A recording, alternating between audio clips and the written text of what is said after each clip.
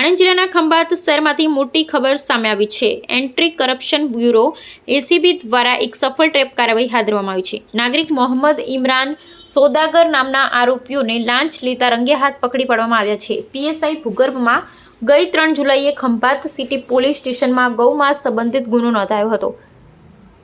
તે ગુનામાં ફરિયાદીનો mobile number આવતા તેમને આરોપી ન બતાવવા અને પરિવાર વિરુદ્ધ કોઈ કાર્યવાહી ન કરવા બદલ 5 લાખ રૂપિયાની લાંચની માંગણી કરવામાં આવી હતી। પછી રકમ ઘટાડી 3 લાખ રૂપિયા નક્કી કરાયા હતા। ફરિયાદીશ્રીએ આ લાંચ આપવાનો અસ્વીકાર કરી એસીબીનો સંપર્ક કર્યો અને આજે લાલ દરવાજા વિસ્તારમાં આવેલી તાડછા હોટલ ખાતે ટ્રેપ ગોઠવવામાં આવ્યો। આક્ષેપિત મોહમ્મદ ઇમરાને પંચોની હાજરીમાં 3 લાખ રૂપિયાની લાંચ સ્વીકારી લીધી હતી। ટ્રેપ દરમિયાન આરોપીએ વોટ્સએપ કોલ દ્વારા પીએસઆઈ પીડી રાઠોડ સાથે વાતચીત કરી હતી અને પીએસઆઈ લાંચ અંગે સંમતિ દર્શાવી હતી। એસીબીએ નાગરિક આરોપીને સ્થળ પર જ ઝડપી લીધો છે, જ્યારે પીએસઆઈ રાઠોડ સ્થળ પરથી ફરાર થઈ ગયો હતો।